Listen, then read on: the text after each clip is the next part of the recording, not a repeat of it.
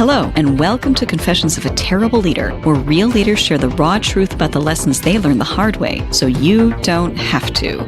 Join our host, Layci Nelson, founder of Transcend Leadership Collective and former terrible leader. Every leader can become worthy of being followed if they are willing to put in the work. On this podcast, we share the messy stories and behind-the-scenes reality of what the work actually entails. We welcome you to this community of revolutionary leaders who believe honest communication, healthy conflict, and building cultures of acceptance, respect, and trust are not only possible, but non-negotiable for cultivating world-class teams.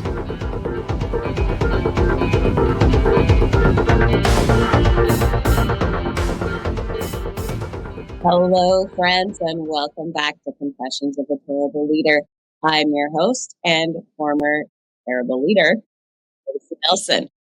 And today I am introducing Amy Armstrong, who is a conflict resolution specialist and entrepreneur.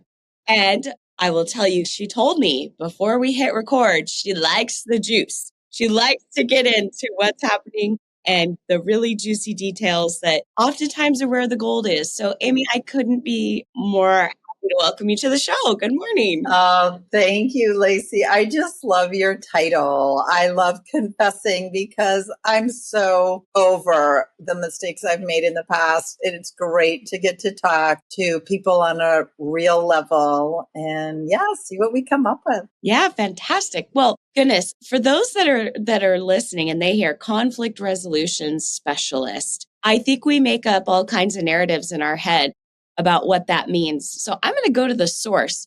What does it entail to be a conflict resolution specialist? What does that even mean? Sure. So it means that I work with folks in really heated disputes. It could be financial matters. It could be who's invited for Thanksgiving dinner. It could be a custody battle. I actually have a lot of clients that have court orders to work with me because they've taken an intense conflict to court, and the court knows there's better ways to resolve it than in litigation. And so becoming a conflict resolution specialist means I had to do a lot of personal work on tolerating those intense emotions and also really self-managing because I went through such a nasty divorce that about did me in that I got to springboard back from my own crisis and then figure out how to help other people prevent some of the same situations that I got in. Sounds like you became what you needed during that time. So well said. That's exactly it. What took me 15 years is really about an 18-month process. And I just learned everything by doing it wrong, did it the hard way. And honestly, I don't beat myself up for that because I really wanted to be a kind, generous person. I just did not learn how to set boundaries in keeping with my values. Was so hard for me to learn. And now it seems easy because I'm good at it now. Right. But when you're not good at it, boundaries. I have many clients that we work with that are in leadership roles and are figuring out, oftentimes for the first time, how to set boundaries with employees. And I can imagine it's only more complicated with the person that you thought you were going to be spending the rest of your life with.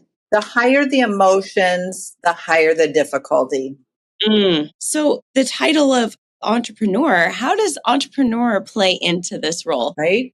I started a company to make money and serve folks who are in high conflict. By training, I am a social worker and decided to start my own company because no one was doing what I thought needed to be done. There was nobody for me to work for. I crafted myself a model, a process whereby I could take unruly clients off the hands of attorneys who were done with them, who were sick of them. And we've built, I say we because I have several colleagues working with me now, and we've really built a process where we're making a big dent in domestic court, in family court, where people are using coaching to help them get through their court process. So I'm an entrepreneur because I've taken so many risks.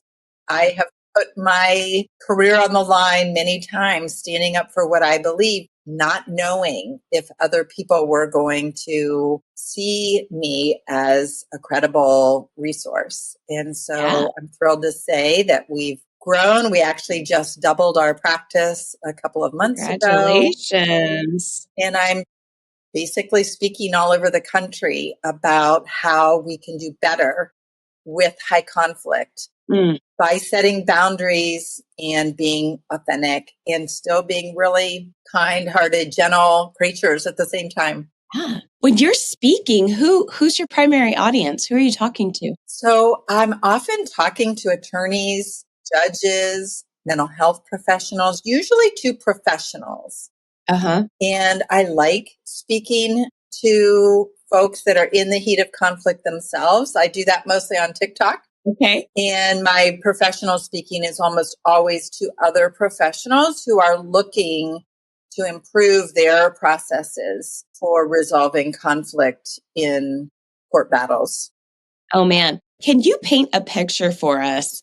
What does it look like? Like, why are these professionals so drawn to your work? What does it look like for them? I'm imagining just high intense emotion. I mean, if they're to the point where they're like, Amy, I am done. I am referring them to you. Paint that for us. What does that look like? I really appreciate your question because what happens is professionals believe that because we know something, we can just tell someone what they need to do and they're going to do it. And it doesn't work that way. No, it does not. Almost never. Like the least effective way to get people to change is to tell them to change. Right. And so these high level professionals are telling their clients what to do and it's not working. So the professionals are getting burned out. The clients are running out of money and the clock is ticking. In Ohio, we have a Supreme Court guideline that these cases have to be resolved in a certain amount of time. And so the clock is ticking, the pressure's on everyone, and people are getting worse, not better. So the categories of attorneys that tend to refer to me are either too frustrated themselves working with that client, or the client's money's running out and they want to get to the finish line. Right. So what we're doing is really using coaching to support the legal process to help people get to the root of the problem quickly, efficiently, and start standing up for what they are willing and able to do rather than fighting against what they can't do. And that's really what a boundary is making that shift to what we're willing and able to try, right, rather than just criticizing, complaining, blaming, assuming negative intent of other people. Do you have, of course, protecting the anonymity of your clients, but give us a story of a person that you have walked through that just really highlights and demonstrates all of these things that you've been talking about. So we can really highlight for our listeners, oh my gosh, I see myself in this. Bring that to life for us. I appreciate that. I do. I have stories every day. And one that comes to mind is a mom and dad who were having trouble in their marriage. So they weren't feeling really close when this happened, but dad overdrank. Dad made comments to mom that really felt aggressive and were very aggressive. Mom was actually trying to get away from dad physically. She was trying to run out of the bedroom and he was grabbing at her. And she filed in court to have a protection order and asked to start the process of ending the marriage. And this dad, this husband, was so scared that his reputation was at stake, that he was being seen as this aggressive drunk, when he just knew that he was frustrated with a lot of things going on with mom. And they were actually court ordered to do some co-parent coaching with me. And mom was so opposed to it because she thought he was just trying to get at her. And we were able in one session to identify some very tangible goals that mom was protecting her nervous system. She didn't want to be scared anymore. Right. Dad was trying to protect his reputation and especially didn't want to lose his connection with his teenage children. By identifying those goals without judgment, we were able in one session to start to make some preliminary action steps that they were each willing and able to take to achieve their goal of what they needed to protect without undermining what the other parent wanted to protect. And so it was really fascinating to watch them own their own needs and issues. And then for me, as the specialist in the middle, I was able to be that person they could each talk to and really feel seen and heard. Because as soon as they were getting it, that I was validating their needs and what they wanted to protect, they were much more likely to calm down and start to be able to get back in their bodies, get back into their good thinking, and come up with some preliminary ideas of how that dad could spend a little time with the kids and how that mom could still feel protected and not feel like he was going to come at her again. So it was scary. It was really scary for both of them. Yeah. And fortunately to me, I just saw them as humans. Yeah. I really had no problem not judging them and just seeing that they both had very legitimate needs to protect. Clearly, the work you're doing, central nervous system regulation, is so vital. We do a lot of work in that space with our clients as well. Different setting, but same wiring in us as people, and understanding that oftentimes the source of conflict is really an unmet need, right? Like always is. Yeah. And getting to the core of what that need is can be so powerful. And when we're moving through these spaces, tell me if you feel the same way. Does it feel like, of course it does. You just told me that at the beginning. We're kind of at the cutting edge of what's happening with the understanding. And so many people that we would assume, oh, you would have come across this information, have never heard anything like this before. And it really is life-changing for them when they can start to unpack and understand themselves at a different level like that. We all feel it. We all feel conflict. We all feel that awful feeling of feeling defensive. Yes. But connecting that to specific skills is often hard to come by. Yes, it absolutely is. What do you think we need to do as professionals that are both working with other professionals and wanting to really continue this movement to help people understand themselves at this central nervous system level, to realize nothing can happen until you've reactivated your frontal cortex, until you can get back to yourself and get to the core of why you're feeling so defensive or so scared or whatever it is? How do we further this work? Speaking's a good start, but man, there's got to be more of us out there. Where do we find each other? We do our own good work. And one of the reasons I never had good boundaries growing up is no one modeled good boundaries for me. The women in my life that had boundaries were total bitches. And I was like, well, that's not me. You know, I cared about people. And so I just sort of wrote it off like I can't do this. So even as professionals, we can say out loud, give me a minute. I'm having a reaction. I want to get back in my good thinking space. Give me a second before I answer. We can say, I'm going to need a minute. We can say, I think a good walk will help me come up with an answer for you. And just help people see that it is normal that we go in and out of good critical thinking when our nervous system gets activated, either too high or when our nervous system shuts down. I mean, I was shut down going through my whole divorce. I was so scared. I had a pleasant look on my face. Everybody thought I was fine. I wasn't fine. I wasn't even there.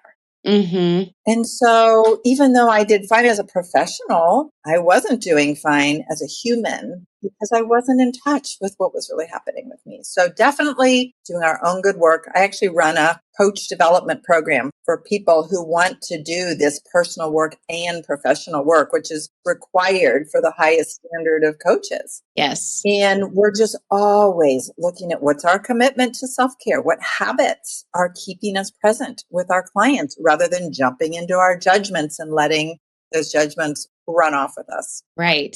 Absolutely. It has to start with you or me, whoever the person is in that seat. It has to start with ourselves. We can't fake it. No, we cannot. And if we are not doing our own work in those areas consistently, it becomes a practice, right? Like it's not like you do the work and you're done and you move on to the next project. So well You're said. never done. It's a practice. you have to be active in your practice to be able to maintain the capacity to sit with other people and help them find their own practice. So well said. What are the earmarks of someone that does have an active practice in contrast to someone who thinks they're doing okay? They don't know how not okay they're doing. I'm imagining that's kind of where you were in the freeze state. Very much so. Yeah. I really didn't know what I didn't know. Yeah. Yeah. How did you become aware? Kind of a funny story. I was feeling really desperate. My children's dad was going to be taking them on a trip and leaving me home with just me, myself, and I. And I didn't have the good sense to know to enjoy that time because I was so over-identified as a mom that I didn't have a solid identity, just me. And so I thought, well, I'm going to book a trip at the same time. So I found the cheapest flight I could find to Florida. I love Florida. And later that day, an email popped in my inbox about a retreat that one of my favorite authors was leading. And of course, no surprise, it was in the location very near to where I was flying in. And so I go to this spiritual retreat and I'm thinking, oh, I'm just going to sit in the back row and take notes, and I sort of asked the teacher a question, for a friend. And he's like, do you want to just tell me what's going on? And he just didn't buy it. He just didn't buy my superficial, look how put together I am persona. Yeah. And he just kept very kindly, very gently, but very clearly persevering to say, I don't believe you. Like, this is not your story. And I kept trying to say nice things about my husband. He's like, we're not here to talk about your husband. What's going on with you? And sure enough, the tears came and I started connecting with people in the room and I started practicing. What would it be like to just tell the truth?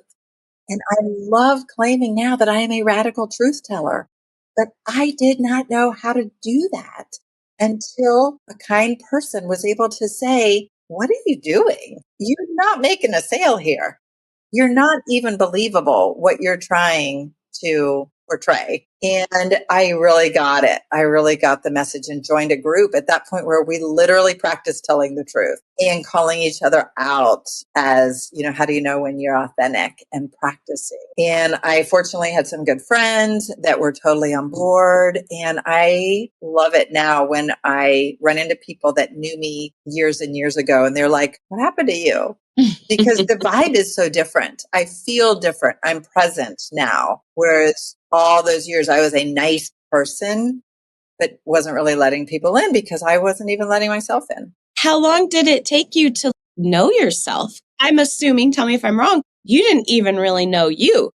What's interesting, Layci, is my mom, when I was little, she would say things that kind of sounded like you're being a little fake. And I remember being so sad about that because I really didn't know what she was talking about and she didn't really know how to talk to me about it. But my whole life flashed before me, realizing that my whole life I had just kind of orchestrated my outer world without addressing my inner world. So I would say it really took me a good several years, 4 or 5 years, before my work became kind of going from being an educator to being a coach, where I could really meet people in an authentic space because I didn't have access to my own authentic space. And so now I can look back and see that being a decent person, that's great, right? But it just was so surface. And I have so much self-compassion now for the years and years and years of physical pain, of emotional pain, sleeplessness,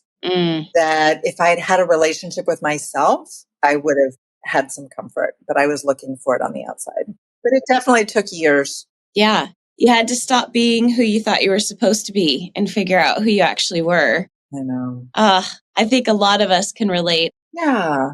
Do you find men and women equally have this challenge? I do. And does it present differently? Like, talk to me a little bit about that. Because I think in women, being female, I'm like, oh yeah, we're societal pressures and whatnot, but men face their own as well. What does that look like for the different gendered experiences, if you see any themes there? I do, because it's interesting Men have a little harder time accessing their feelings. Oh, yeah. And don't give themselves permission to feel deeply. They feel like they need to be tough and strong. And women have a real commitment to the collective experience, right? So a lot of women can be in the cat fight, very competitive. I see that a lot, but I also see a lot of women that are very much people pleasers. And biologically, we are social animals. We are meant to get along. We are meant to play well with others. Yep. So there's nothing wrong or bad about using our voice to try to get along and care about others. It's just, we just don't want to do it at the expense of ourselves. Right. So definitely, I see a lot of men that are paralyzed because they don't have a path to access their feelings, and they feel like something's wrong with them if they speak up too much, and something's wrong with them if they don't speak up enough. So there's a lot of self-doubt in the male world, and there's a lot of lack of confidence in the female world, where we don't know, are we trying to be supportive and support the collective, or am I supposed to be bold and an individual and just using my voice to advocate for myself? So there's a lot of confusion out there, and it's all yes and. Right. Tell people all the time, stop shoulding all over yourself. I love that. You're telling yourself you should do this, you should do that. And oftentimes they're just trapped in this binary of choices, a false binary of choices that they've created for themselves. Love that wording. Instead of learning how to hold the yes end or the both end. Exactly.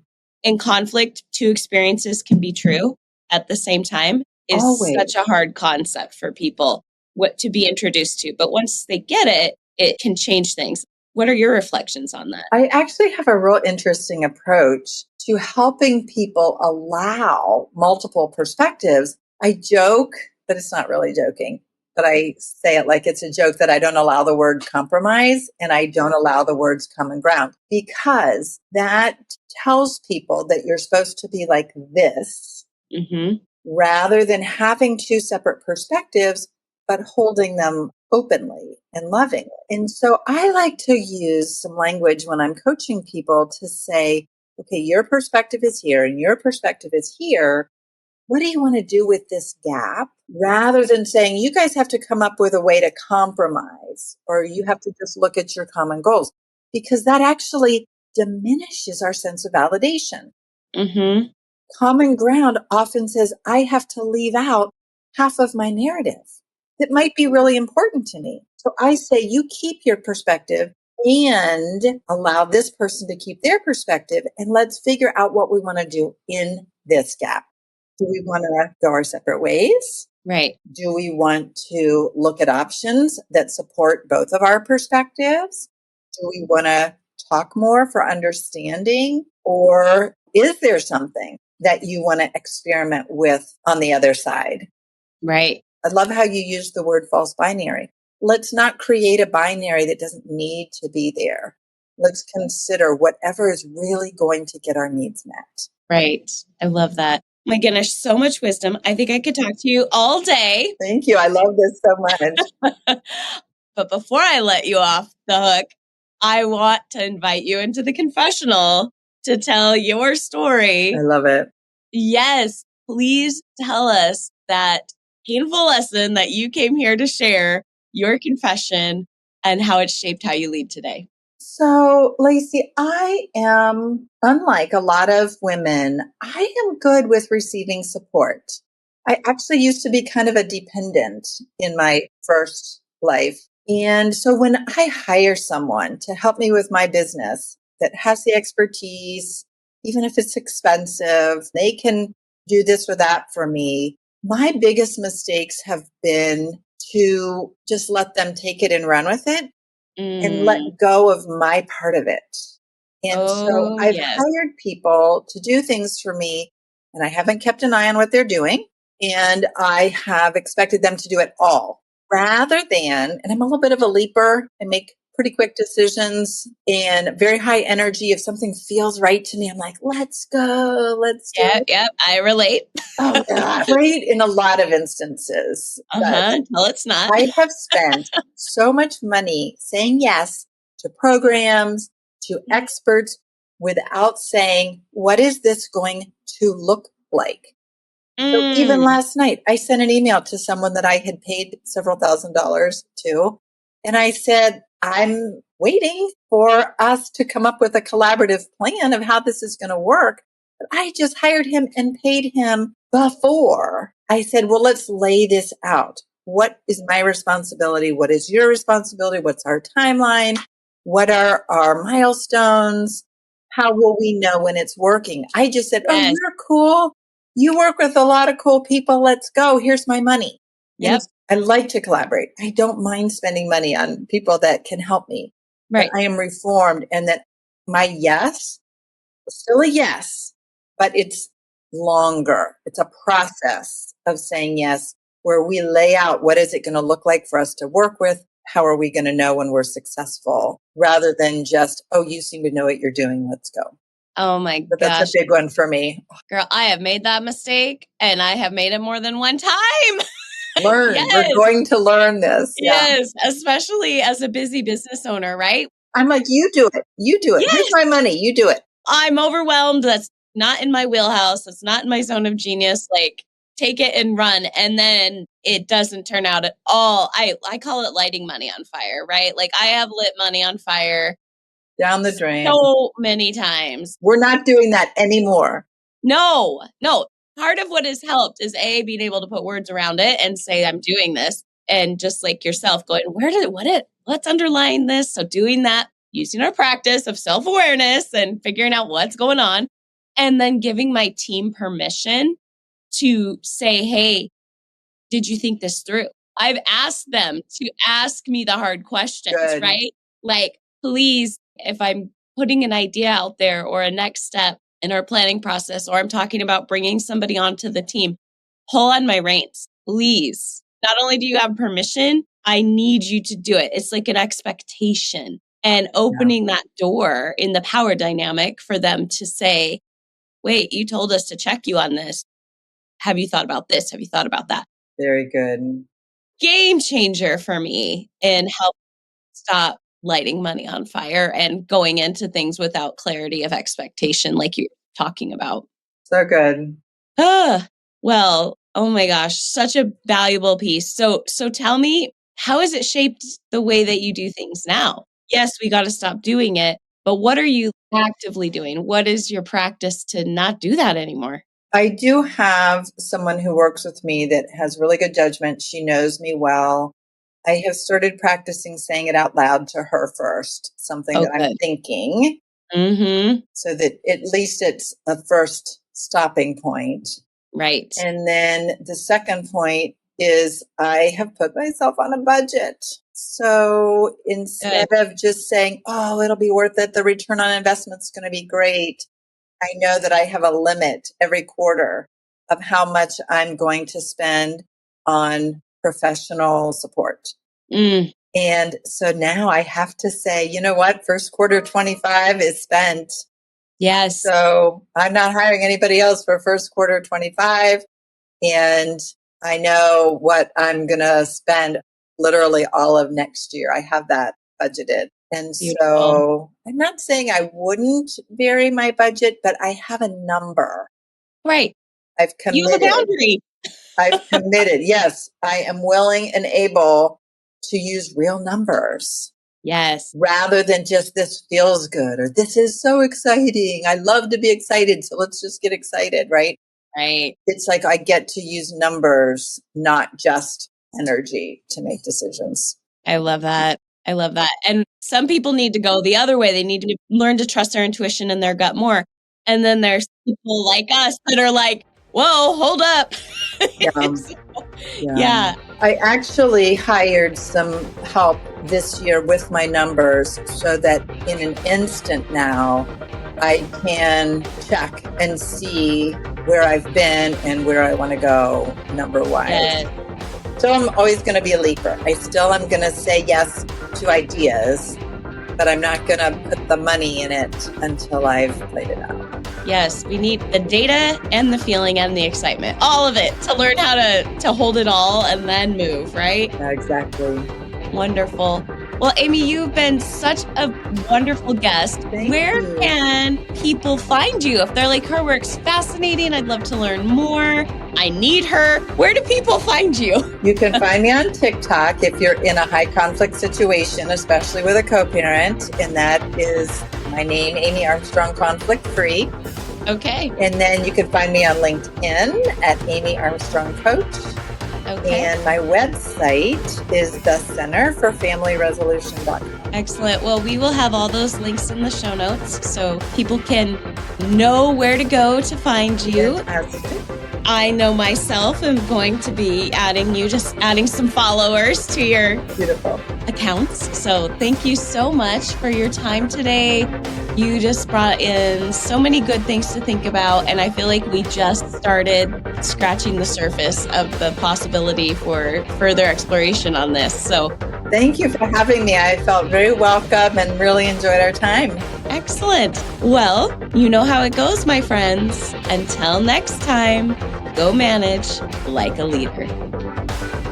Thanks for being part of this community of revolutionary leaders who believe honest communication, healthy conflict, and building cultures of acceptance, respect, and trust are not only possible, but non-negotiable for cultivating world-class teams. If one-to-one coaching, engaging workshops, or strategic planning that is actually useful are anything that interests you, make sure to head over to transcendleadershipcollective.com to check out our free resources. Confessions of a Terrible Leader is hosted by Layci Nelson and produced by Mary Scott. Music is by Leif Olson and Mary Scott from the band The Number of Months. Thank you so much for listening. Don't forget to like and subscribe and leave us a review. And until next time, go manage like a leader.